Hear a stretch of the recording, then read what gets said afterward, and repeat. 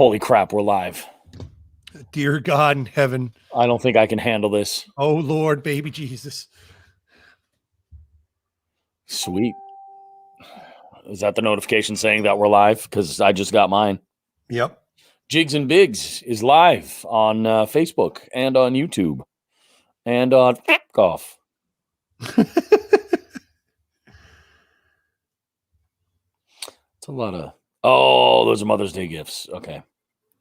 Like, that's a lot of crap shipping to the house. And I'm like, oh, it's Mother's Day stuff. Well, we got some folks jumping in now to take a look. You know, we got a couple people in there. How you guys doing? We have not started recording just yet. We'll get there. We'll get there in a bit. Today's been crazy. Hey, look at this. We got new PB legend himself.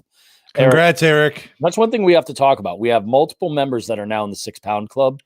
I will take all of the what do you call it? All the recognition that I guess I'm hot. I started that trend. We got Joe jumping in here, Gravy, good stuff. I'm a little jealous. I joined that 6 Pound Club in 2014, and I didn't even get as much of as a slap on the ass and a good game. But you're not fat and cute. I think I'm fat. You're cute. You're cute. You're not fat. Sean, I think we have to have a conversation here.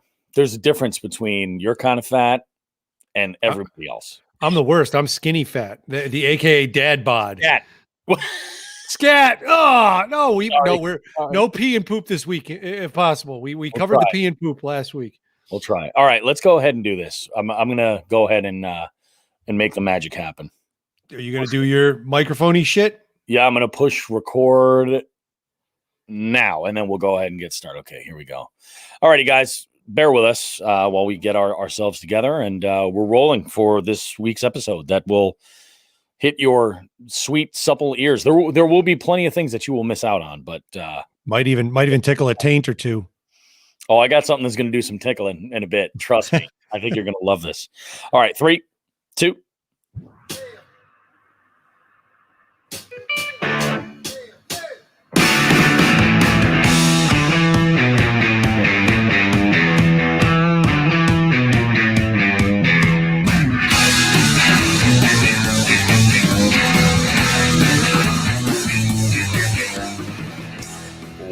Look at that, everybody. We got another Tuesday morning for you. It's Jigs and Bigs time and lots to talk about. First off, I don't know what happened in the 7 days from our last episode to this, but it seems like there's this huge trend right now. Everybody's joining the 6 Pounder Club. We're going to talk about that. We have tournament stuff to talk about. Not only the action that's been going on in the area and amongst our friends and Jigs and Bigs fam, but the Jigs and Bigs tournament is we're so close. We're so close. We're going to talk about the hurdles and what's on tap for you guys. Plus, we've got all kinds of great stuff. And I've got some cool stuff to talk about regarding a local organization that we've had on the show before. And everything all kind of ties together here, guys. Plus a huge announcement on Jigs and Bigs merch. Guys, go ahead, sit tight. Don't go too far. We got much more show coming up for you guys. We'll be right back after this. And we got all the good Jigs and Bigs goodness for you. Fish on.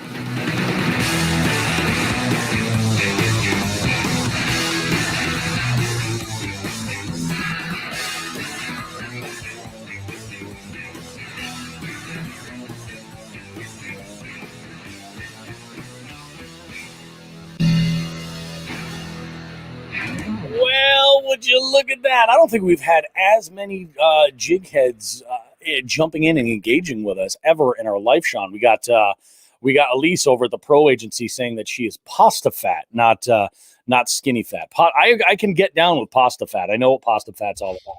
Our homies over in Hookset Hoodlums jump in and say swing. I think that's because of my Party on Wayne, Party on Garth Patreon post that I put up there. We got all kinds of comments coming in here. Joe over at OGO says dad bod for life. Yeah. I mean, I've been rocking it since 78. You know, that's how I've been doing it as a wee tyke. Everybody's jumping on here. Oh, is this? Oh, here we go. Elise jumps in again. Says this bull balls oysters thing. Yes, This is not the bull balls oyster thing, but that's coming. That's coming. We're going to answer all these questions. Sean, how the hell are you, my friend?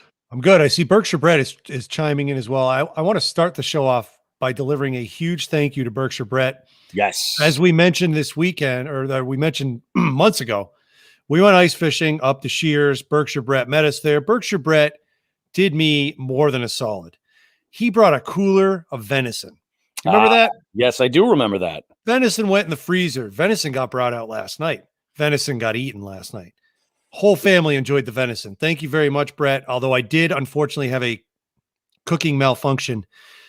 I fired up my grill, and as soon as I went outside to put the steaks on the grill, propane died. No more propane. Oh, grill fail. That sucks, dude. I have a griddle on my stove, and I cooked them on that, which not as good as the grill, but my God, that was so good. Thank you, Brett. Appreciate it.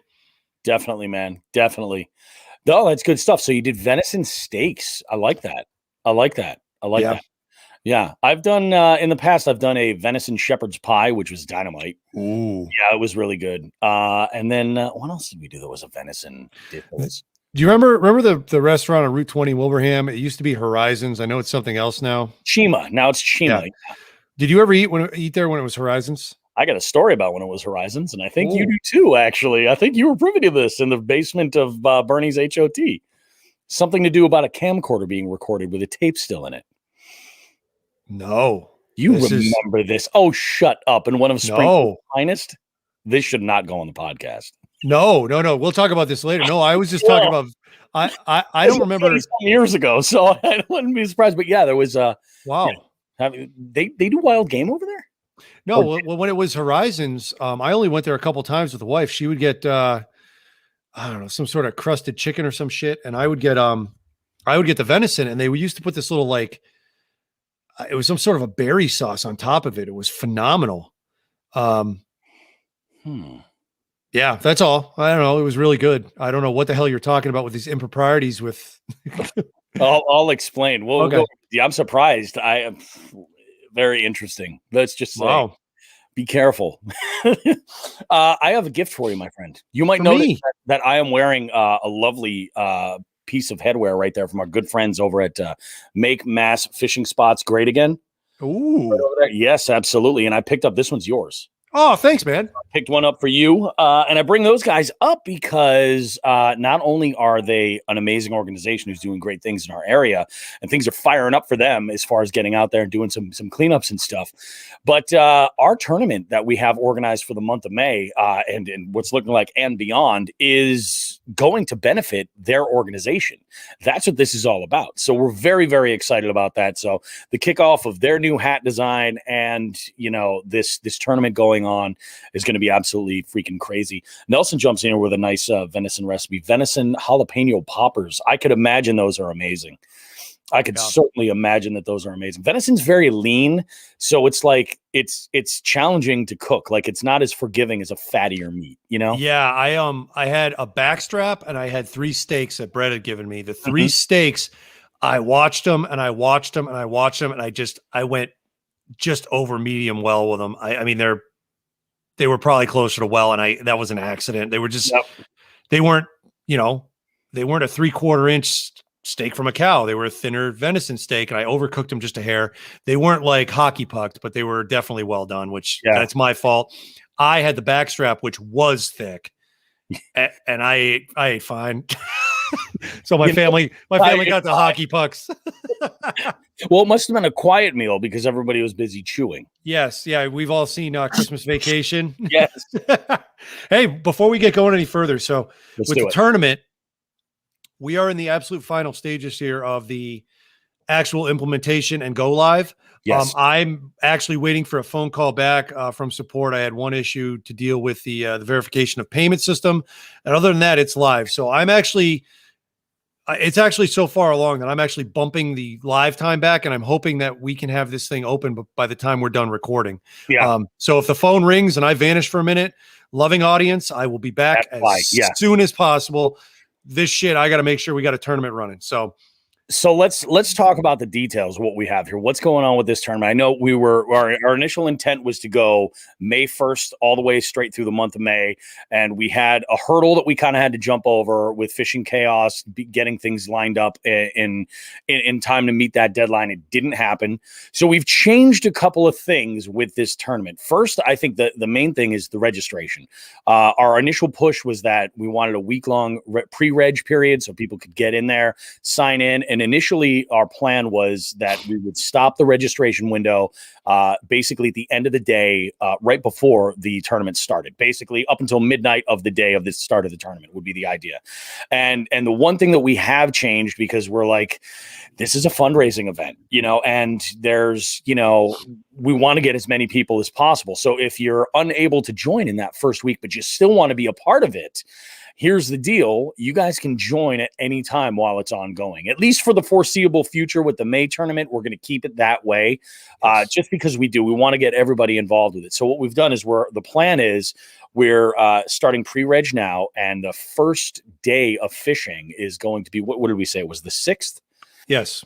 The 6th will be the first day of fishing, and it will carry all the way 4 weeks later into the first week of June is essentially the breakdown of it. So we're going to be doing a little bit of crossover there, but this way everybody can get in that wants to. If you're hearing this episode and you're like a week or two behind episodes or something, or you missed the story on Instagram or something like that, this is a way that you can join in and take part of it, because while it's a multi-species tournament and, we're using that point system, one significant day of fishing can change it, Yep. And Bobby, let's take a step back there. I'm sorry. I have the dates in front of me because I'm keeping an eye on this configuration thing. Yep. The tournament starts the 8th, May 8th, and it goes to June 6th. May 8th, and it goes to June 6th. Okay. May 8th to June 6th. May 8th, the start of the day, 12:01 a.m. Yep. Start fishing.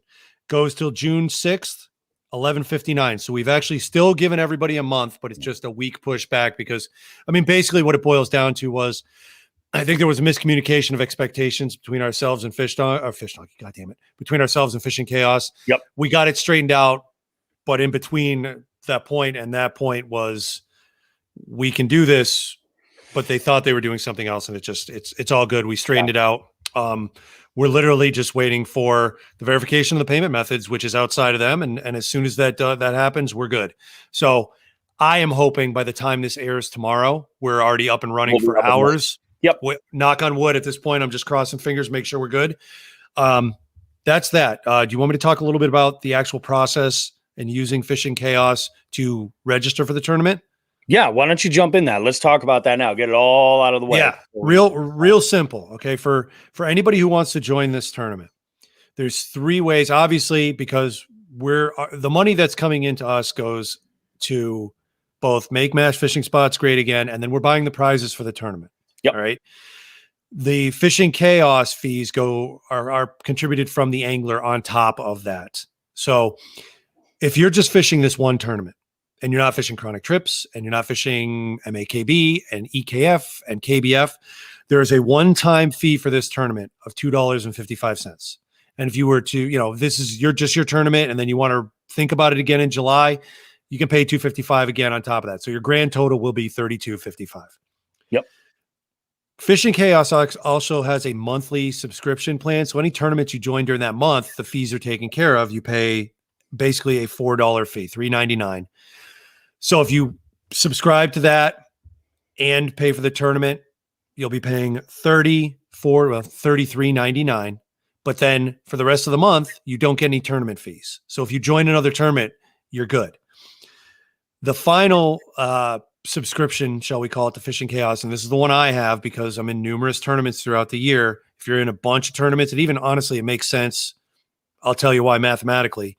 It's $43.89. For the yearly subscription. It's called the Wrangler. Okay. The Wrangler.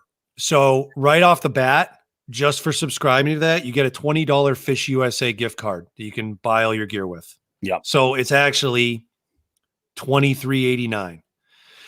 Do the math on that based on either $4 a month or $2.55 every tournament. And it made a lot of sense for me. Yeah. So there's the 3 subscriptions. You've got to log in, make a before you pay anything, log into Fishing Chaos, make a new account. It's going to be your little personal account. Then you're going to search for our tournament. We should at this point have it linked up to being the Jigs and Bigs Club. Yep. And it's not up there yet, Bobby. I haven't published it. Actually, I'm going to be setting the time back here in a minute, so I might go quiet. But you'll be able to get into the tournament. Please join the club as well. There is some required information: telephone number, email address, and your name, because we're going to be mailing stuff out to you if you win. Like we kind of need that information. Yep.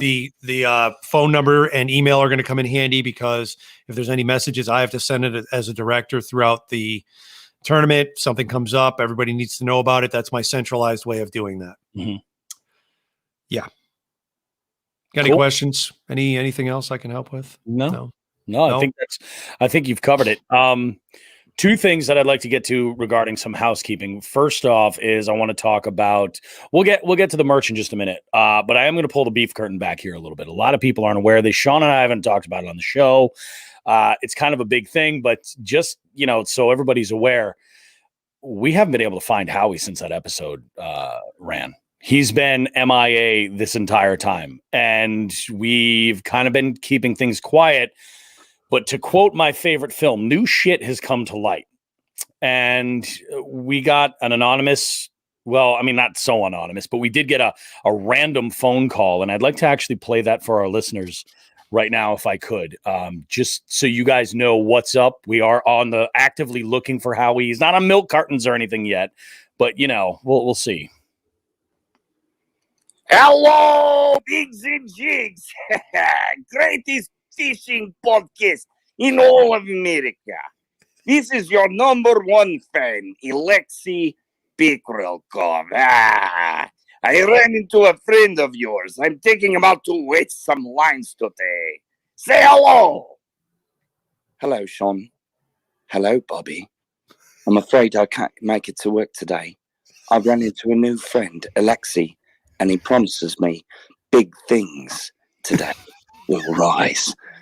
I'll keep you posted. Ta. What kind of people are we associating with here, Sean? What the fuck is wrong with us? The lowest form of people. So, if I'm not mistaken here, it sounds to me like our intern Howie has flown off to Mother Russia with the tank, with the machine, if you will. And if you guys know what I'm talking about when I say the machine, it's because I can't remember that comedian's actual name right yet. But that's what it sounds like. He is in Mother Russia, wetting lines in Chernobyl. I don't know what's going on. He could be anywhere. He could be anywhere. Mystery. I hope he makes it back in time for the trifecta. We will see. I don't know. Well, at least he's okay. I was a little concerned after that interview. It was a little awkward in the office. He's okay, as from the time of that phone call. We don't know. Was that on a burner phone? He could be in the river. He called it the Russian mob. I don't even know. And of course, Lauren chimes in and says, "What did you do to Howie?" Lauren, I'm sure Howie's okay. I'm sure he's having the time of his life drinking vodka that flows from the rivers. With Alexei. With Alexei. As soon as I heard that voice, though, it was haunting. It was haunting. So anyway, and there's another thing. You guys have heard of Cameo, right? Yes. Cameo, the app where you can have like celebrities do like kinds of stuff and everything. Well, I don't know how this landed in my plate. And you won't hear this until it's the finished episode. But that beginning of the episode, if you're hearing this now recorded, like the finished product, the whole like intro of it, that was Bobcat Goldthwait leaving us a poem that he wrote in the character of Zed from Police Academy. I don't even know how this shit happens, man. It's bananas. We're lucky. A listener must have paid. Maybe. I don't know. I looked up Bobcat on Cameo and on, I think it's Mimo or something like that. I sent him up for you some job experience and you lose him. We're terrible. We'll get him back. He's got a few personal days. We can't really, there are laws. We can't just Part have of him the here job every day. description is, taking fishing days. So I can only assume that's the case. All I'm saying is he better come back with a lifetime's worth of, content that we can put out on the show. Like, what's it like to be out there, fishing in, these unique conditions? Because you got to think Russia's huge. There's a lot of different climates going on and different. Yeah. He could be fishing through the ice right now for Greenland sharks. We don't know. Yeah. There's no way we're going to know unless we can find him. So Howie, I appreciate you calling in. Let us know when we can expect you back in the office. We're sorry about any instances that happened here or incidents at the studio. We'll get it all worked out.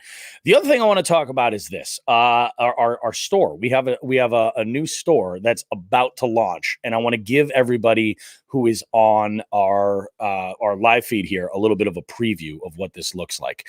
So we have a new store that we're about to launch here, guys. And while it's not set up and linked just yet, we do have a couple of things. That's what I'm looking for right here.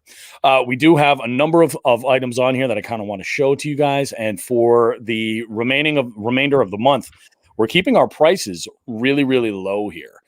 You guys might want to take a look here. So we have our logo line. But what's new about the logo line is this last shirt right here. This is a performance UV long sleeve tee. We also have it available in a short sleeve if you prefer a short sleeve. But these are your performance shirts. They're quick drying. They'll keep you cool. They're fantastic. You're absolutely going to love these. The other thing that we have to show for the very first time is this lineup right here. This Jigs and Bigs long sleeve right here. This is what we're calling the Sean the Fisherman metal shirt. If you guys want to take a look here, it's got our URL on the sleeves there. That different the alternative Jigs and Bigs logo with the fish skeleton.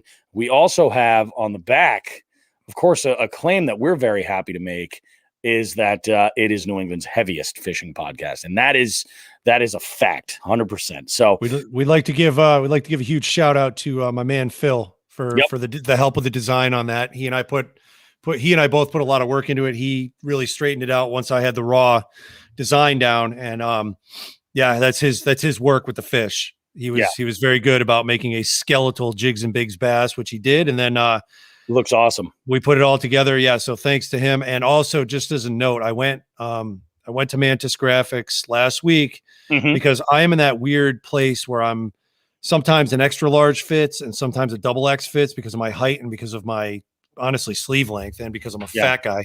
So I went to Mantis and I tried on one of the extra large cotton t-shirt fit beautifully.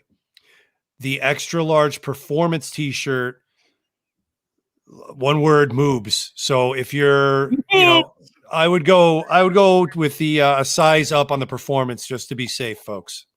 Okay. That's Sean the Fisherman sage advice there. Sean the Fisherman sage advice. And you'll notice here that we have 3 hats, and we set this up this way for our logo line to get with the Jigs and Bigs logo. We set this up just this way to kind of give everybody a little bit for their style, but we're offering just a black hat to keep it nice and simple, and so the logo really pops.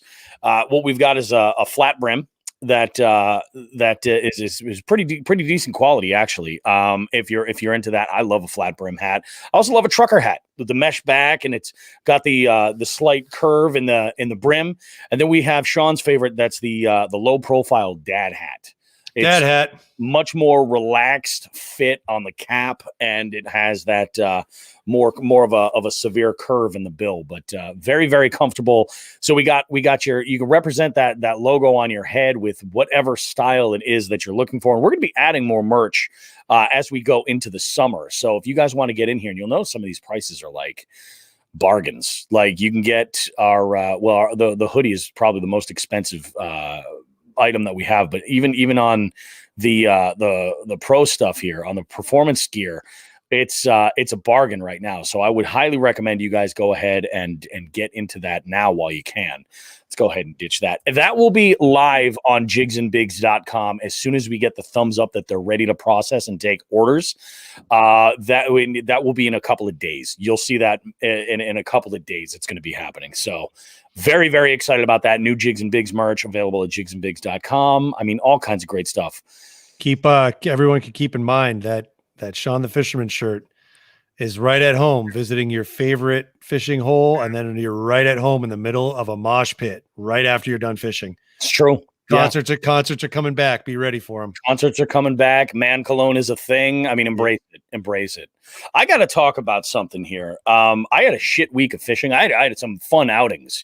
I didn't catch a damn thing, but I am still riding high on that new PB. Like, didn't even care. Didn't even care. I didn't catch. Although, to be fair, you and I have had our hands full. Like, there's been a lot of shit that we've been managing right here. So getting out to the water has definitely been a little bit slower. I'm sure. Well, maybe not so much for you, but definitely for me. But I will say this: we got a lot of new people breaking PBs, man. Yep. A lot of new people in the 6-pound window.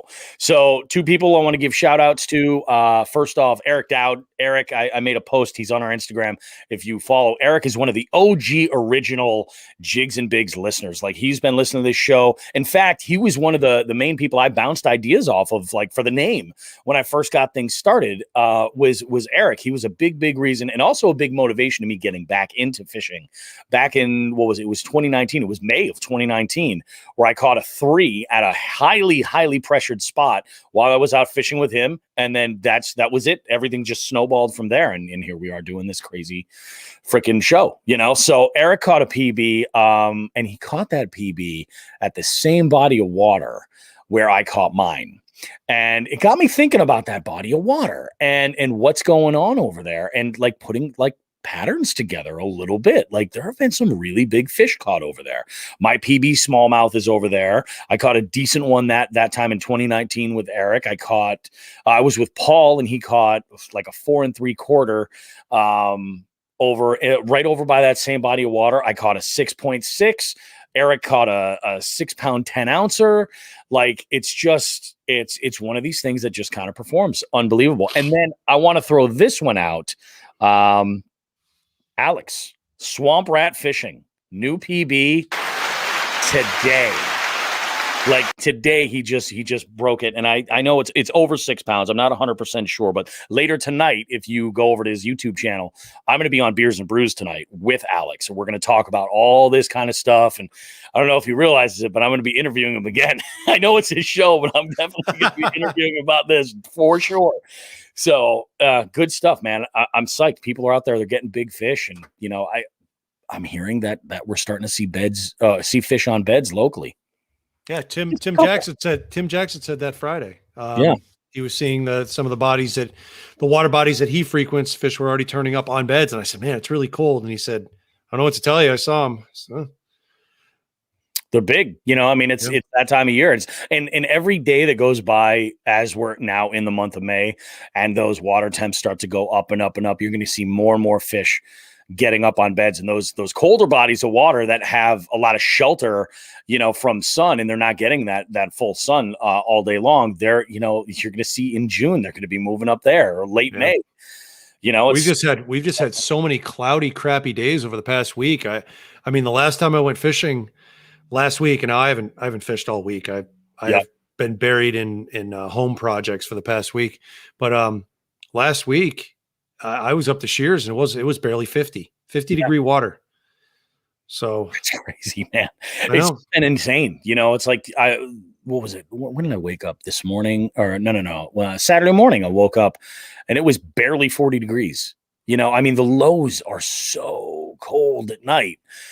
So I don't know what that necessarily means for us as far as the spawn goes, but if it's hit at one time, or well, you and I talked about it. Like, I have memories and records of 2 years ago, and even prior to that, where we had extended spring periods where the waters did not warm up quickly, and to the point where I was out on Cape Cod, and it was a full-blown pre-spawn feeding frenzy up to the last weekend in May. Yeah, and I don't know if that's going to happen again this year. I mean, there's always going to be a spread out of beds and when fish are breeding and whatnot. But I mean, I don't know. I haven't fished this week. I can't give a good answer. I'll get a better bead this week, I hope. I've heard that there's phases for the spawn. Like, you get certain populations that will spawn earlier or later, depending on like where those fish generally like hold up or where they post up. generally hang out because water temperatures are going to differ. So, I mean, it's just gonna be exciting. And then multiply that by 4 distinct geographical zones in Massachusetts, and there you could be spawning into June in certain places up in the Berkshires. Yep. Some places in Cape Cod could be spawning at the end of March. You never know. But I don't know. We'll find out. Yeah. Oh, it's going to be exciting. So what do we have? Well, I think we've cut, man, we didn't even do like a full on like regular production meeting beforehand because like so much of this has been riding on the tournament going live and everything else. So the one thing about the tournament that I do want to say is this: everybody who is interested, if you're interested right now in this tournament, definitely go ahead and download your Fishing Chaos app now. Set up your account, get that stuff up and ready to go, because once we go live, you'll be able to join, and I'm going to do a significant blast on all social media that we have as far as when it is live, so you will know about it. There may even be there won't be an additional podcast, because by the time it should be live, I'm hoping by tonight. I'm hoping to. I'm just checking now. It's still not. Again, this is not on Fishing Chaos for this one. It's just a matter of this is needing to work. This is simply the verification of the payment process, so we're waiting on that. I'll keep checking. Yeah, I mean, literally, I'm pushing it back half hour by half hour. So, yep, yeah, good stuff. There's your update. Yeah. So, yeah, I would, I'd urge every single listener that's hearing this podcast right now, go ahead and download that Fishing Chaos app, create your page, your profile, get all that stuff set up, and then we'll go live. We'll give you the heads up when everything is ready to happen, and enter this tournament. Have some fun with it. You're absolutely going to love it. We're recommending the catch board. What is it? What is the model? The X. The one that I don't know. There's a bunch of them now. There's a bunch of them now, and then the Carbonite is the one that's a little bit more like sort of like economical choice, and it holds up. The thing is a beast. What else was I going to suggest? That laser etched one, or that laser one, not the laser etched one. The catch board that I have is an older model, so it's 2 years old now. And okay, yeah, I think they've updated their model line since, so I don't even know what model I have. At the time they were only selling that one, and then it was customizable for names, etc. But okay, yeah. So I have I don't know, OG catch. Whatever. I love it. But yeah, that's what we're recommending. If you have that traditional like hog trough style of board, you can use that, but make sure to darken all of your markings on that board so that they're easy to see. When you take a picture overhead of your catch, you want to make sure that the director, Sean, can see all of this stuff and get a good beat on it. Make sure your photos are really good, and you'll be using the camera on your phone. You'll be able to use the camera right there on your phone, and that's going to help you a lot. Submit it through the app, and anybody who's in multiple tournaments, those will all show up. I think they're pre-checked, so you've got to kind of watch that. I don't care for our tournament, but other tournament directors might get pissed off if you're constantly submitting fish that you really don't need to submit. That's your business. We're all adults here. Read the rules. I can't see you and Bobby. You and I have talked about this. You got to read the rules. Just read the rules. Yeah, I wrote them out. I took the time to write the goddamn things. Please read them. That's all I want to say, because I know I'm going to get somebody who's like, hey, what do I do here? And I'll be like, read the fucking rules, dude, because I spent the time typing this. I don't want to spend the time retelling you. Now, if there's a question on it, that's different.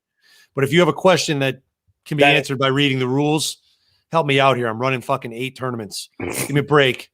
Fuck. Want to give another special shout out to Rachel, RJW_My Marine World on Instagram. Friend of the show. She got on some bass yesterday, I believe. Finally. Finally got on, and she did it with a rattle trap. Yep. She did them on a lipless. Nice job. So definitely proud of her. Like, I have an inbox full of DMs of people that have been getting on fish that want me to share some stuff. And I'm just waiting to collect enough of them to put together another one of those videos, because I thought that was just the way to kind of celebrate everybody's catches, do something like that. So very, very excited. Should we jump right into the tournament stuff now, Sean? Do you think? No. Talking about Rachel here. Let's give her some airtime. I want to talk about Rachel. Some airtime. Okay, good. The floor is yours, my friend. Yeah. So Rachel actually had a couple questions, maybe a month and a half ago, regarding fish finder installation and this and that. Yep. So I went out on a limb and said, well, I can walk you through it. Let's do a Zoom meeting and we'll get you going. We did. There was one issue with the splice. Now, with my experience in electronics, obviously I wasn't there to QC it physically. Mm-hmm. And she did 3 out of 4 splices perfectly. One, I guess, was a little loose. She did tug on all 4 of them, but I don't know how, I can't tell how hard you're pulling on a wire over a Zoom. It worked. When she turned it on, it was fine. And then the next day it didn't work. So she actually cut the heat shrink back, opened it up, respliced, redid that one splice, and everything was good. So she's rocking and rolling, and she caught her first bass of the year. She's all excited. So good for Rachel. Yeah. And we should mention that Delirious Angler finally on the board as well. He caught on some bass, and he on the Slay Nation team tournament that had gone down yesterday. Both he and Wild Bill had an epic day, but only caught so many bass. I guess it was like a little pickerel apocalypse, if you will. Yes. Yeah. Yes. I saw their pictures, and they were certainly into the pickerel yesterday. Lots of slime. So, Sean, have you seen the newest Hooks at Hoodlums video? The one with you and I and Mr. What was it? The Catfish Man? Catfish Man. Catfish Man. I've been pushing really, really, really hard since that adventure for Hooks at Hoodlums to offer a 3-dimensional hat with Hooks at Hoodlums on it with a fish. How did Bill describe in the video? This man here with his head impaled by a fish. Impaled by a fish. Yeah, that's right. Yeah. I'd buy one. That's all I can say. Definitely. That was, man, it was what a good, actually, I say I've had a shitty week of fishing. That's wrong. That Tuesday I got on a smallie. I forgot about that. Yeah, you did. Yeah, that's right. Yeah, you fat bastard. All right. Yeah, good stuff. I mean, it's been an interesting week, and there's been a lot of listens to the episode that we had with Hooks at Hoodlums on. We talked a lot on that one about obviously the weekend experience that I had when I had been out with Chris Tabari. So all kinds of like huge stuff happening, man. I heard good. I heard Chris. We may have to talk to Chris down the road about how his whereabouts. I heard Chris may or may not know this mysterious Alexi. We'll find out. Oh, really? I heard. Yeah. I don't know. Chris has been around the world, dude. He knows a lot of people. Traveling. Yeah, for sure. I didn't realize he was as connected as he is. Maybe. Who knows? Yeah. Maybe he's smuggling Smirnoff. Who am I to judge? Smuggling Smirnoff. How much for blue jeans? What did he say? Well, he was in a band. Your cousin Olaf, wasn't it? Fuck your Yankee blue jeans. Fuck your Yankee blue jeans. Yeah, that's right. We're old. Scar enough. Oh, that's fucked up. What do you say? I don't know. It just sound fucked up.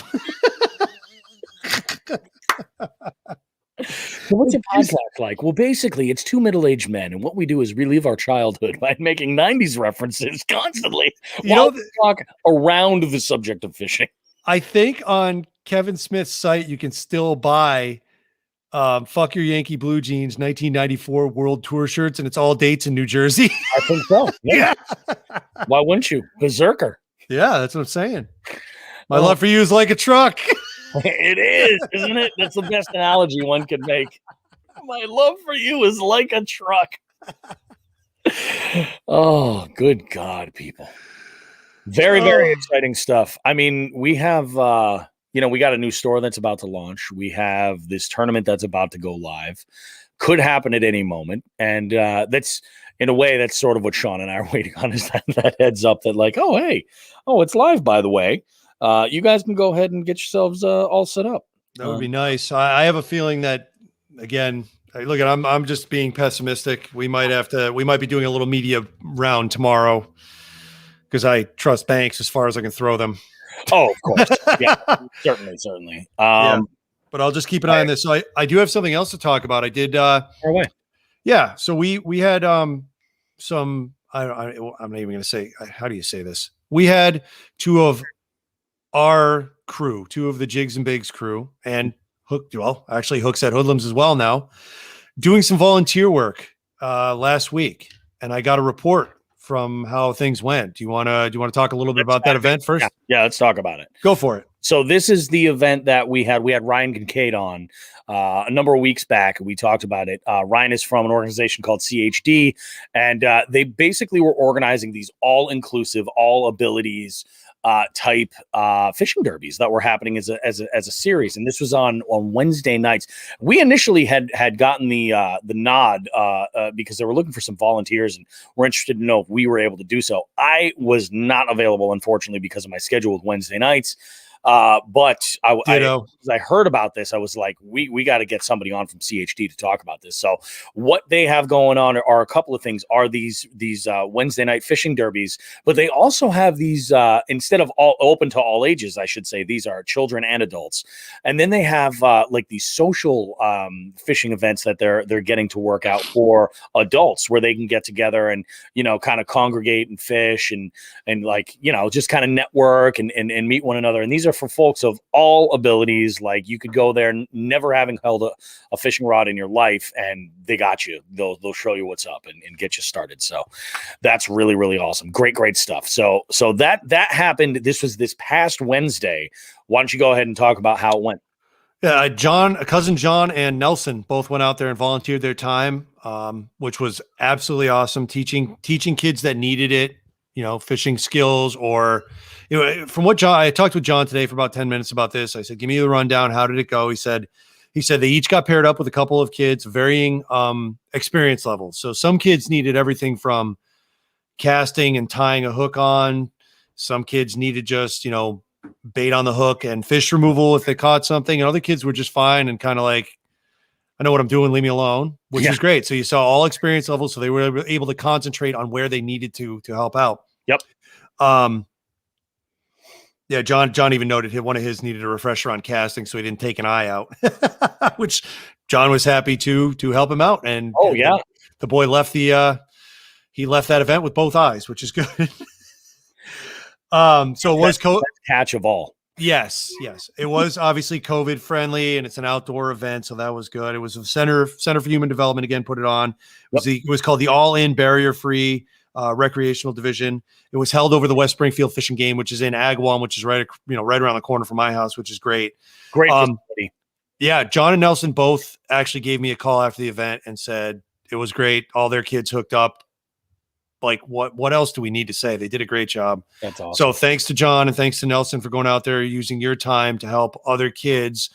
Really, it's just another way to help prep that next generation of fishermen and anglers that are going to rise through the ranks. They'll always remember that. And then let's see where they take their fishing passions in the future, Definitely. So, and that's the thing, like when you're talking, especially when you're teaching kids how to fish, and these organizations are huge. We actually have an interview coming up in the next few weeks with a gentleman named Mike Bell, who's out in Ohio, who started a nonprofit that is focused on the outdoors, fishing, hunting, and specifically with archery as well. And were you aware, Sean, that the Boys and not Boys and Girls Club, that Big Brothers and Big Sisters does not allow their volunteers to take kids fishing or any kind of archery, nothing like that. So that was his primary motivation to get this started, was something that was embracing the outdoors. And I believe his organization is called Kids That Hunt and Fish Don't Deal and Steal is the name of the organization. Just out of curiosity, do we have any background on the impetus for Big Brothers, Big Sisters not allowing that? Is it just... I can only speculate. And as a speculation, I would think it has to do with liability. That makes sense. More than anything. Yeah, I think that's probably got to deal with it. But, I think it's something that they probably just don't want to suggest in their outing, because they're not necessarily sure of the skill set of the people who are watching these kids, like, or handling their events or activities and saying like, okay, we're going to go out and we're going to fish. Do you know what you're doing? Hell no. Here's a jerk bait with 3 trebles on it. Throw it around and yank it like crazy, Yeah. Set the hook as hard as you can with a jig. Yep. You know, you want to obviously be careful, you know, anytime you're dealing with any inexperienced, not just kids, period, but like any inexperienced angler, you know, I mean, you definitely want to watch what you're doing, and safety is always like, you know, at a paramount, but so great. Glad that John and Nelson were able to actually get out there and do this. And I know that there is another one scheduled, I think, for later this summer, plus their social stuff. So very, very good stuff. Nelson's just jumping in here, says it was awesome. He says, great to see all the smiles. I can only imagine. Perfect. That's good. That's awesome. Perfect. Have we mentioned yet that Nelson also has been made a member of the Hooks at Hoodlums pro staff? Did we talk about that? Pro staff? No, we haven't talked about that. What the hell's wrong with us? We're sons of bitches, clearly. Is that a question? Oh. No, it's true. Nelson, our own Nelson is a pro staffer for Hooks at Hoodlums now, and he's in the hook. He gets to see all the insides of the infamous, if you will, the infamous Hooks at Hoodlums pro staffers chat, and everything that comes with that, both good and bad. the therapy sessions, you know, all that good stuff. I will say this, like when somebody comes in and they're just like beaten down, like they're like, I haven't caught a fish in X amount of days or X amount of weeks, or it's been a year since, you know, or anything like that. People are just like, they get it, you know, it really is. It's kind of a nice little area to kind of like, you know, get your sanity back. And then, you know, like when I caught my PB and Alex, when he caught his PB, like it's awesome. You know, it's great. The support is awesome. Yeah. Good stuff. Certified pond wreckers, all of them. Right when you caught that, you were like, my love for you is like a rock. I was. In fact, my love for you is ticking clock. Yeah, there you go. There you go. We're losers. Yeah. We're old losers. They making fuck? Did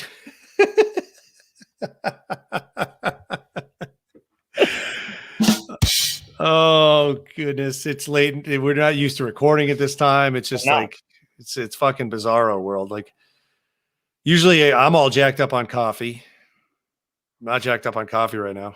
Oh, I'm jacked up on coffee. How are you? Oh yeah. I made sure to get a good venti cold brew down ASAP on the ride back up. So I had errands to run. I was zipping all over the place, stop at a light, do a little pre-production on my phone, get back over here. So, oh man, it's freaking awesome. I'm gonna make a bold prediction here that we're gonna be doing a media blitz tomorrow on this. You're probably right. You know, but just so everybody's aware, like when it comes to this tournament, like we get it, you know, but that's also part of the reason why I felt so strongly about this extending the registration after it begins is because, you know, for starters, this is a fundraising event, you know, and the prizes, this isn't a big money event, you know, it's the prizes are gear, you know, the packs that we're going to put together. So what's nice is we'll kind of have an idea of what that number looks like, and then we can factor what our budget is for prizes, go and make Old Glory our bitch as far as collecting putting some great stuff together. And should we mention what one of the things that's going in the first place prize? I was just going to ask if you wanted to do that. And have we decided that that's going to go to the first place prize? Or are we going to put it somewhere else? Or I mean, what are we going to do with it? Do we want to wait and maybe talk about it next week once we figure out? Let's wait. Yeah. Let's put it this way, though. I think you're comfortable with me saying that we were asked if we wanted a prize from a sponsor, and we just haven't decided where it's going to go or how it's going to be presented. Who's necessarily going to win it? Yeah. We accepted it, and whoever wins it is going to fucking like it. Yeah. It's going to be awesome. Really awesome. Yep. Man, great stuff. Yep. I'm trying to think of other shit I have. I've really been fucking dick deep in this tournament, and I haven't fished. I mean, I could tell everybody about the fucking the interior painting job I did on the house over the past week. That's been a blast. Or the shelves I've been putting up. What else have I done around the house? I got to try out my new electric mower today. I tried that bad Larry out. Oh, you've got an electric mower. Look at that. I know. I wanted one. I don't have a lot to mow in my yard, so I just said, these little electric mowers will be fine. And holy shit, did that thing kick my yard's ass today? It was great. You know, speaking of new technology and lawn maintenance, I have recently seen, like the iRobot for your house. Well, of course, the iRobot from the Jerky Boys segment, right? I do. Don't give ladies that. and gentlemen, Do not duct tape a knife to that damn thing. Yeah, don't duct tape a knife to your Roomba. It's not going to end well, believe me. But the thing is with these iRobot like vacuum machines, Bobby, I'm going on mute for a minute. go on for a moment. You handle this shit. I'll handle it. I think I can fill for time. There is a lawnmower apparently that is like an iRobot for your yard. You just graph out your yard, you fire the sucker up. It's a little electronic chainsaw on wheels, and it just kind of like mows your lawn for you. Just kind of follows it all around. Kind of crazy. So very, very interesting to see how all that stuff works. Guys, we've got some tournament stuff that we're going to talk about in just a bit. And I'm not necessarily talking about the May tournament, though. I'm hoping Sean will jump back on and have some of this info for you guys. We have tournament info about Chronic Trips because Chronic Trips just wrapped up just before the weekend. And this was like a banger of a month. Like it was so unbelievably exciting, and like a lot of you guys were out there catching fish, entering fish like daily, just constantly. It's just been nonstop. So very, very exciting. I'm actually hoping that we can have in the Jigs and Bigs tournament that's about to start. I'm hoping that we can have that level of competition just going in, and I think it's going to be amazing and a whole lot of fun, a ton of fun. So with all that said, we have that, but we also have some information regarding New England bass anglers or Northeast bass anglers and a fundraising event. Actually, you know what? I'm just going to go ahead and jump and talk about this now. So there was a fundraising tournament that had gone on, and Tim Jacks had sent me a message today, so I'm just going to go and rip through this here a little bit. What this was, he gave me a little recap of the Ray Reardon Scholarship Benefit Tournament at Lake Congamon in Southwick, Mass. It was hosted by Northeast Bass Anglers. Air temperature for the day was 60, and it was rainy. The water temp was anywhere from 55 to 58. And the Congamon is, for Western Mass, it's a fairly large body of water and highly, highly pressured too. A lot of people fish over there. What else did he have to say? So the scholarship is meant to benefit a Southwick Tolland graduating senior who has plans to get a degree in the environmental field. Ray Reardon was a founding member of Northeast Bass Anglers and was an avid fisherman active in the Southwick community. And he was also a mentor and friend, as well as a loved family man. The tournament is held annually around the last weekend in April. This year's first place winner was a father and son team of Rosensky and Rosensky. It was a 19.28 pound 6-fish limit. Second place was Mario Santinello and his partner Rob. They came in with 17.54 pounds in total. And third place was Wanchik and Weatherall. They came in at 17.01. Fourth place was Naventi and Naventi. They had 16 pounds. And Lunker of the day, Lunker came in at 4.18 pounds for Lunker. So great day, great cause, great organization. I believe that Sean is back. Sean, do you have any information for us? No, I'll be waiting for a phone call. Their Fishing Chaos is going to make sure that everything is set on both my end and theirs. You know that. Yeah. We made that phone call I made to you while I was entering the information to make sure we were all good. So we're just going through the paces here. I caught that you're doing the tournament rundown there. Do you wrap that up, or do you want me to jump in on some more tournament rundowns? This was just about the or the scholarship fundraiser tournament for Northeast Bass Anglers. If you want to dive in, I say you go ahead and go for it. Are you ready? Yeah. What I can do is I actually have the results for Chronic Trips. Let's go ahead and do that. I'm going to pop. How come you didn't get music before? I don't want to interrupt you just in case you put your headphones on. Yeah, this is going to be quick. Very, very quick because, again, I'm waiting for a callback. But Chronic Trips April wound up, and as you know, everybody's been listening, has heard me sing its praises. Seth has sung its praises. You've sung its praises watching it because this one was absolutely out of control. There were so many submissions, and a ton of people were in it. The standings changed on the last day. John Connon got out on the ocean and got a haddock and got a cod. That put him over Andy. So first place, congratulations. And as far as we can tell, first and only back-to-back winner, John Connon. Good job, John. Yep. Nice work. with 24 points. I believe he caught 11 species too. So as we always say, like catching those species, that's what's going to get you to win. And then breaking 100 in the NE5, you need that. He did both. Great job, John. The loaded potato, Andy Quinn, friend of the show. Second place, 17 points. Third place, some guy named Sean the Fisherman. That fuck. That bastard. 15 points with third place.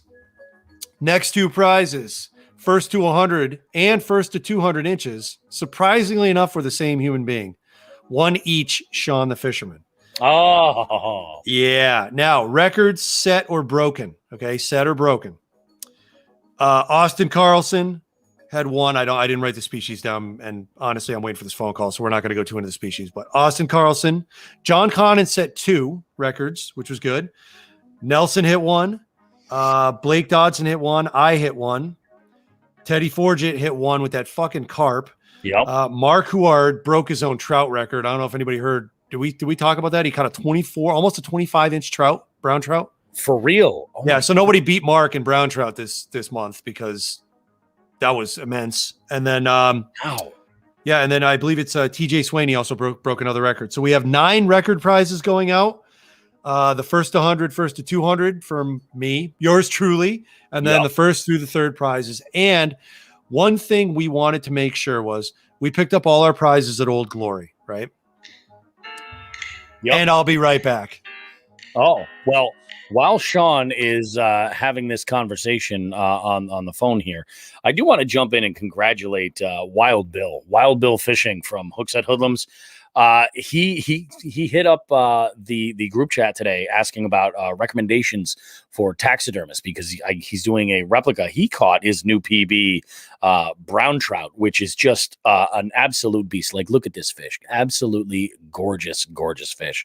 So he's going to do a replica, and I think that is the way to go. That's gorgeous, Bill. Congrats, man.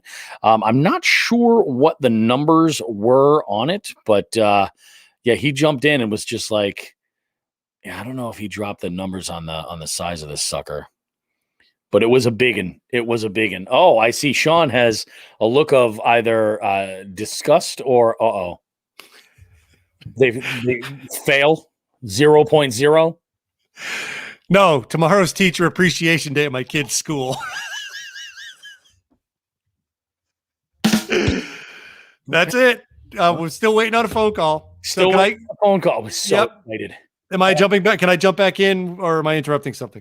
No. Go ahead, dive in. I was just mentioning Wild Bill's new PB Brown. Oh, I'd also like to welcome all of our patrons, our jig heads, and everyone listening to the most disjointed fucking episode we've ever done because we're waiting on phone calls. I'm telling you, it is down to the wire. Like, it is down to the wire. That's the thing about podcasts. They are evergreen content generally, but the reality is with what we're trying to do here, there's really no good way to do it evergreen. You know, people a year from now are going to look back and be like, this was one thing that's going to be nice is people can look back and go, wow, that really slick, smooth tournament schedule they've always got going on did not start that way. So thank you guys for being a part of it. Thank you all for dealing with all of the frustration, and it has been frustrating, but yeah, I know in the end this is going to be amazing, and the whole idea is that it's going to benefit an amazing organization, and you know, hopefully we can make an impact by helping them make an impact on our local area. So and you know, I should mention too that if you guys have another, especially an environmental group, like really a group that is organized with hunting or fishing, and it definitely helps if they are a legitimate 501(c)(3), reach out and make a suggestion, because we would like to support other you know, groups all over the country, you know, that are doing this. I mean, of course, like we love to take care of Massachusetts and New England organizations, but like anywhere else, if there's something going on and you know, we can use one of these tournaments, you know, and hopefully they'll just get better and better and better. You know, that's the whole idea. We want to make this happen. Exactly. You're damn right. Oh, I just want to catch a 7 now. That's all I want in life. We might have an opportunity for that in October, my friend. Yeah. Let's see how that goes. Yep. Or picking up down beignet. I mean, let's be honest. I'd be okay with that too. Got to do that. We got to. Well, picking up where I left off. So we had our records set, and some of ours, you know, we weren't we were Seth and I were not shy about letting everyone know we went to Old Glory and picked up all the prizes for the event, which was awesome. That was really a blast because we Seth had a lot of fun because not being an everyday fisherman, he hasn't seen a lot of these lures, and Joe and Meg over at Old Glory carry some different stuff, a lot of popular stuff, but they carry some different stuff. So Seth was like, "Ooh, what's this? Ooh, what does this do? Ooh, it was a learning experience for him." So it was fantastic. And I was like, "Yep, that's this, that's that, that's a jerk bait, that's crankbait, etc." We went on, we made some really good choices for prizes. Now, one of the other sponsors that really hasn't gotten a lot of mention on this was Stretching Lines. Yep. So I didn't even mention this because I wanted to see people get out and fish on their own, and they didn't need to be prodded with prizes on this. Everyone who submitted a fish is getting a sticker pack plus a bag of Stretching Lines plastics that Damien randomly threw in. He gave us a whole bunch of plastics. Everyone's getting one on top of any prizes they won. So thank you to Damien. Thank you to, well, we threw stickers in. Yep. So thanks to us. I feel bad playing that sound effect. No, fuck that. We deserve it. We deserve it. We deserve it. Yep, Dave. So thanks to Stretching Lines. Thanks to us. Thanks to Old Glory. They donated a bunch of stickers, and we're still waiting. I'm seeing Seth tomorrow. He's going to be putting in the Chronic Trip stickers. So nice little sticker pack plus a pack of Stretching Lines plastics. Give them a go whenever you get them, folks. I mean, you guys earned it. You went out there and caught a shit ton of fish. It was a good. I mean, hundreds, like plural, hundreds. Yep. There were so many submissions. So great job. That's all I have on Chronic Trips. We're getting the prizes out starting today. I believe Seth is coming over today, meaning Tuesday. Seth, I believe, and I are getting together in the afternoon. We're going to knock this out. Nice. Yeah. Sweet. That's awesome, man. I mean, we got really good stuff, and the rest of the show is pretty badass as well. Very much a lot of people have been looking forward to this next interview that we have lined up, and that is with Big Nasty. Jeff Holloway is with us, and it's a doozy of an interview. And this is right off the heels of his trip out in Crumpton, Maryland with Lockwood Fishing with Cody. So he's got stories, man. It was so good. He's got but he might have PTSD from that shit. Quite possible, yeah. Quite possible. Well, he did say that his blood sugar took quite a hammering as well while he was there. Let's be honest, the man, the Cody can do many things well, and cooking is one of them. Yeah. So, yeah, that's awesome. No, I mean, he's got something good happening over there. And actually, Cody had mentioned to me, he's like, "When are you and Sean going to come down?" He's like, "This has got to happen," and I think it does. I definitely think that it does. We'll play it by ear. Yeah, schedule's just brutal. Yep. I don't even know what to say about my schedule. My schedule is brutal. So I just sat down with my wife and we straightened out and hammered out our vacation plans last night just for the year. So it's like, yep. Cody, thank you for the invite. I have no idea when we're going to get to see that, but yeah, we'll try. Yeah. May end up having to push it back to later on in the summer, and it's so funny now with things changing a little bit for COVID. I have had a number of people reaching out for me to do various events. So, that calendar may take a bit of a hit. We'll see. These are all like the tire kickers, like I like to think of. They're asking about like availability and pricing and all that stuff. And these are all types of events. I have an event coming up this weekend at a campground where I'm hosting a game show. I haven't been there in about a year, and like it's just gonna be exciting. So we'll see what's up.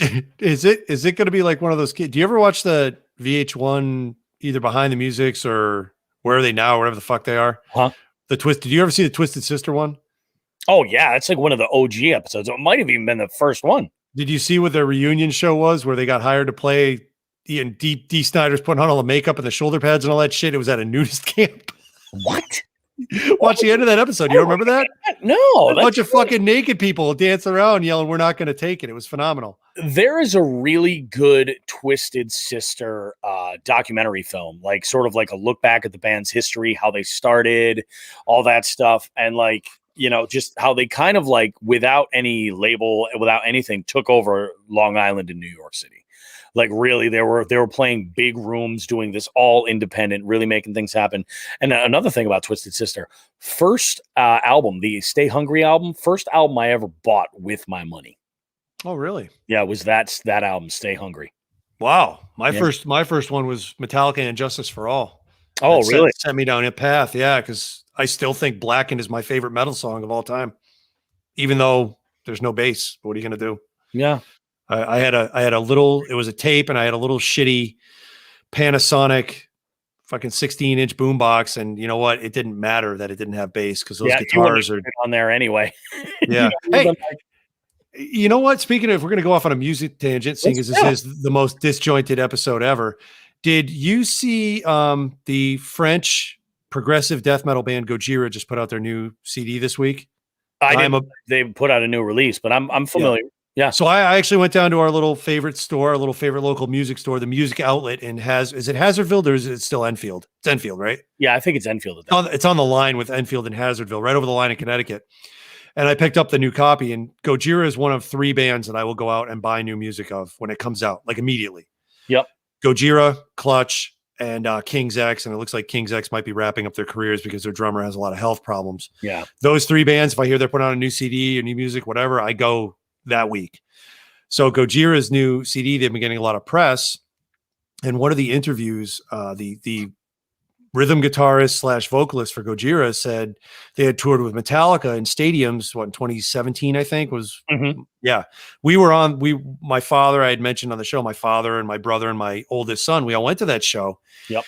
And unfortunately, Gojira did not open for Metallica on the East Coast. We got Avenged Sevenfold and Volbeat, and I do not give a rat's ass about Avenged Sevenfold. We missed it, and I'm happy with that. I wanted to see Gojira on that tour again, but they did the West Coast, and apparently there was some interplay between the Metallica soundboard guy and Gojira, and Joe Duplantier had to borrow James Hetfield's earpiece one day for, I don't know if it was for sound check or whatever. Yeah. And he said to the sound engineer, I can't hear the drums. And he goes, I know, that's the way James likes it. So James Hetfield keeps time for Metallica. And Lars plays off him. So a drummer whose job is to keep time in a song and in a band does not do that for Metallica. James Hetfield keeps the time with his guitar. How insane is that? That's your mind is fucking blown as a drummer right now. Yeah, but if you ever played, I mean, no, I know. We're not. I don't say, but yeah, if you've ever played with, I mean, I can see it. Have you seen video of Lars recently? I've seen the ones where people people insert derp in there. Like, how long ago did you? Like, I'm wondering at what point in their career did James Hetfield make the decision where he was like, hey, can you take the drums out of my mix? Can you eliminate that? We're going to get this son of a bitch to just follow me. Yeah. You know, like at what point was it? Was it Justice? Was it Master of Puppets? Or was it like after Load and Reload? Or was it the first day they started? That could have been it too. Yeah. Who knows? I mean, did you ever see that video? It was the Big Four tour in Europe. Now, I know for some reason, when it comes to Metallica, the European shows are always fantastic. We get shafted over here in the States. So they did a Big Four concert with, the Big Four bands of thrash, Slayer, Metallica, Megadeth, and Anthrax. They played one show in New York City. Yeah. And then they did an entire tour of it across Europe, including some festivals. They were the 4 headliners for festivals. How long ago was this? 20. All right. So it wasn't like 16. Okay. No, it was 26, maybe 2017. I don't think it was 2018. It was pre-2020. Okay. But they went and did those tours and came back to America and played one show. And I didn't even bother. I'm like, I'm not going to New York to see this shit. Yeah. But during that tour in Europe, Lars missed a show. There was an incident. I guess he had to go to the hospital for something. And that was a festival date. And I think it was in Austria. And Dave Lombardo from Slayer and Joey Jordison from Slipknot both filled in. And really? Dave Lombardo played Battery. And you see Hetfield look over his shoulder in the middle of this and go, what the fuck? So this is what it's like to have a drummer. It was nuts. nuts. I'm going to just share this. I'm not going to out anybody or anything like that, but I recently had heard a story about Metallica and Lars and it revolved around Lars's practice schedule. Pretty interesting. I'll be right back. Didn't take it. Okay, so pause on that. here's the call.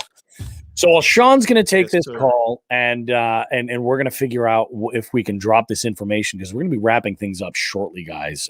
We've been milking this for a while now, waiting for this call, and I do apologize for that. We're going to go ahead and figure out what's going on, but we have an amazing rest of the show for you guys. Like I said, we got Big Nasty, we got Jeff Holloway. He's going to be doing some sharing of fishing stories, and he's got a doozy of one as well. You trust me, you're gonna like this. Jeff is a really, really good guy. He's a huge personality, and I think you're really just going to enjoy all that. So looking forward to that.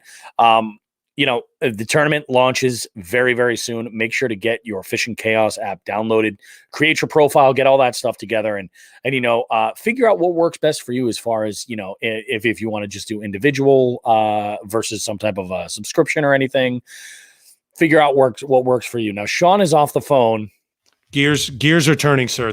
There's some phone calls being made from headquarters to headquarters to ensure there are no backlogs, et cetera. We're going to get to the bottom of this. So best I can tell you, there's your update. We will. Do we have anything else, Sean, that we need to cover that we missed on? I want to hear the rest of your Lars practice story. Oh, I don't know. I can't really. Is it rude? I just told the Dave Lombardo story, which is news, but it's been in the news. So yeah, I don't want to throw anybody under the bus, but it might be. But yeah, it's also not the first time I've heard some stories. You can imagine. It is what it is,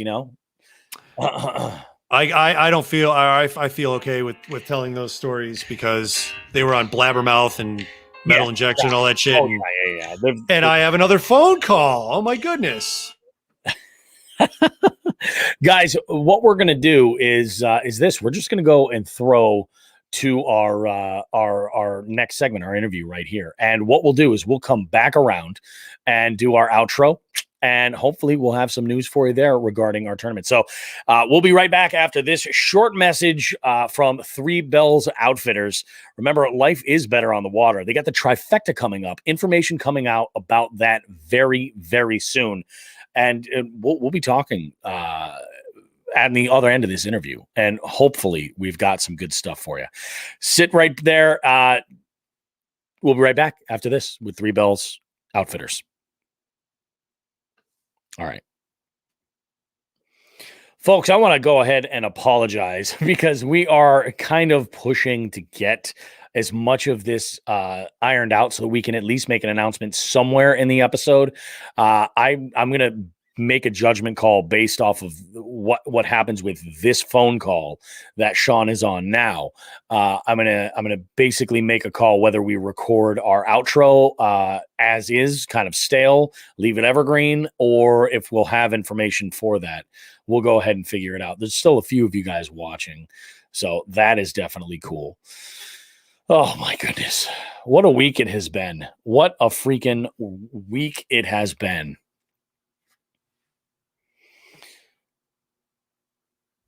While Sean is doing that, if you guys have any questions, feel free to ask them.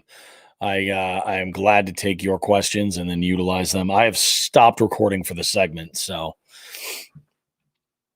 yeah, we still got plenty of time left on this card.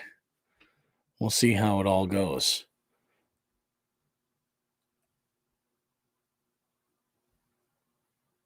A lot of Facebook. Whole lot of Facebook. Whole lot of Facebook going on here. Nice. Well, that's good. All right. Well, he is still on the phone, folks. We'll see what happens. Unfortunately, it seems like we have burned through every single possible thing that we have lined up to talk about for this show. And I don't want to just make this a 2-hour-long intro. Destination spot. Oh, here we go. John Connon says, what's a destination spot you want to fish? Short-term destination, Lake Champlain. I've always wanted to fish Lake Champlain. I'm going to have the opportunity this September to go and fish. My father fished Lake Champlain regularly with a lot of his buddies. So, and actually what's cool is the plan is I'm going to take him up there and we're going to fish, and I'm hoping to catch a big old Champlain smallie. So we'll see what happens. Yeah, I would say bigger, honestly, I'd like to. There's so many lakes I'd like to fish in Texas. One of the names, though, that comes up just every so often, I kind of hear about, and I just love to. It's sort of stupid, but I love to fish it just because of the tie-in that it has with a band is Possum Kingdom. I'd love to fish Possum Kingdom. I just something about it, or I mean, I'm down to travel anywhere, but well, some of those spots specifically, those big lakes. We're definitely going out with a guide. That's the plan for that. What about you guys? What about your destination spots? Where would you love to fish? Berkshire Brett's chiming in, says got some family, has a place on the southern end. Have to try and get up there. Now, where's that at, Brett? Is that you talking about Champlain, or are you talking about down in Texas?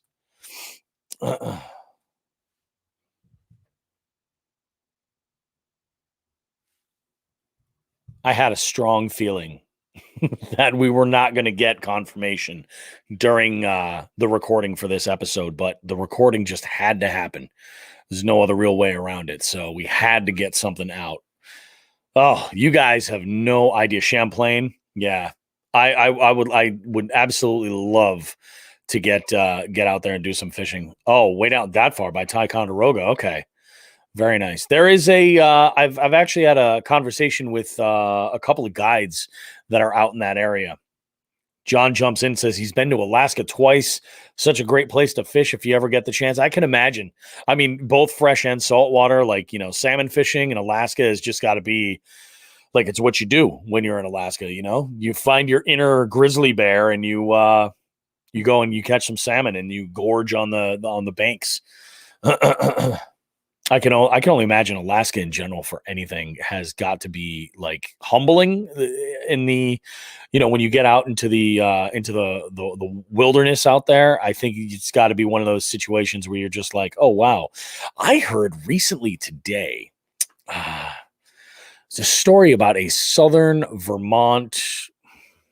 I don't want to say a tall tale or some kind of folklore about a Sasquatch-esque creature in southern Vermont. And this story I had heard goes back to like the 40s, where there was a camp and these guys were out hunting and they were set up in the woods, and they had this crazy experience. The way they described it was just miles upon miles upon miles of wilderness that don't seem, if you were to just look on the map, it doesn't seem like it's as separated from civilization as it is. But, we're talking like southwest corner of Vermont. I got to look more of that up. And I actually wanted to look into it because I think Sean might even be interested in this. Alaska, pictures don't do it justice. I believe it. I 100% believe it. Oh my goodness. You know what, guys? I think I want to give him the opportunity to jump on for this outro because I want to get this edited or I want to get this recorded so I can begin editing the show and have it done. I don't think I've ever been so. What part of Mass do I normally fish?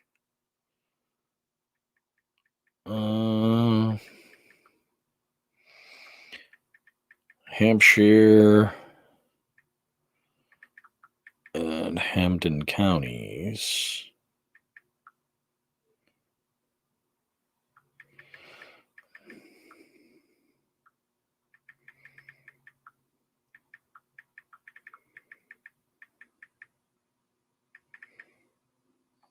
I apologize, guys. I'm responding to messages. I got some questions coming in through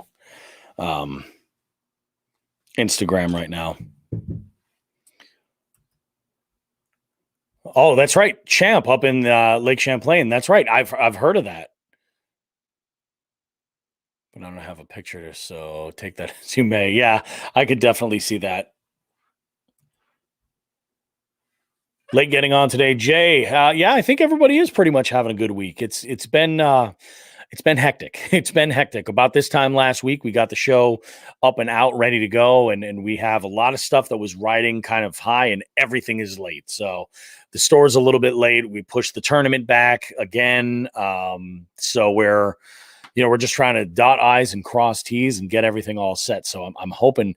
I actually got a couple of messages on Instagram from some users who were looking on Fishing Chaos this morning because they had seen our video on IGTV or on Facebook that we had done.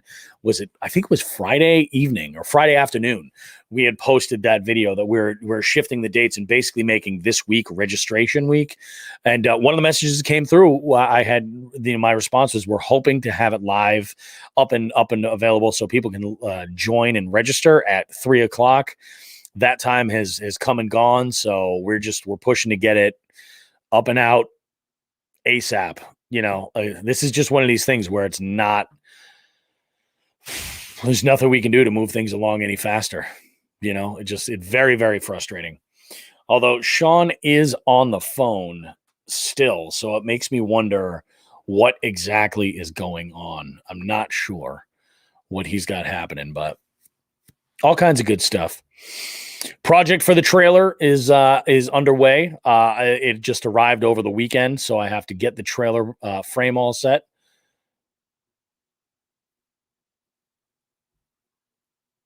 I'm not sure what you got. Hold on, I'm going to unmute your mic. Check the chat.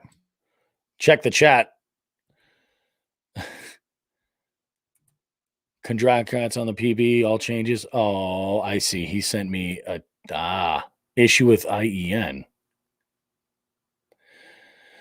All right, guys, you know what? I'm just going to record. We're going to end this live so that we can just get this going, and I'm going to record the outro and just get it all done. I apologize for having to end so quickly, but we just got to get things moving. All right. Thanks, guys. We'll be back. You'll see us.